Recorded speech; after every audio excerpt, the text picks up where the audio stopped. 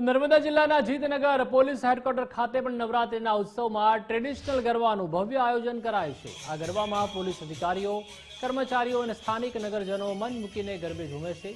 અને આજે પણ જ્યારે ગરબાનું વેપારીકરણ વધ્યું છે ત્યારે નર્મદા જિલ્લા પોલીસે શેરી ગરબાની જેમ પરંપરાગત ગરબાનું આયોજન કરી સુરક્ષિત વાતાવરણ પૂરું પાડ્યું હતું। આ કારણે પરિવારો અને વાલીઓ પોતાની યુવતીઓને નિશ્ચિંતપણે અહીં ગરબે ઘૂમવા મોકલે છે। ત્યારે બનાસકાંઠાના એસપી પોતાના પરિવાર સાથે આ ગરબામાં જોડાયા હતા। અન્ય પોલીસ અધિકારીઓએ પણ ઉત્સાહથી ગરબે રમઝટ બોલાવી હતી। મોટી સંખ્યામાં લોકોની હાજરીએ આ આયોજનને યાદગાર બનાવ્યું હતું, જે નવરાત્રિના ઉત્સાહને સુરક્ષા અને ભક્તિ સાથે જોડે છે।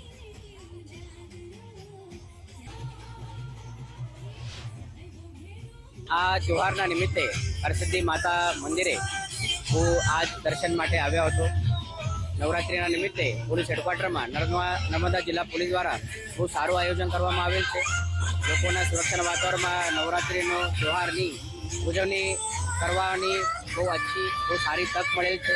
તે બદલ હું તમામ નર્મદા જિલ્લાના જનતાને અને નર્મદા પોલીસને અભિનંદન પાઠવું। એમ તો શેરી ગરબા દરેક ફળિયામાં થાય જ છે, પણ અહીંયા કંઈક અલગ લેવલના સેફટી સાથે ગર્લ્સ પણ સારી રીતે રમી શકે છે અને ખૂબ એન્જોય કરી શકે છે।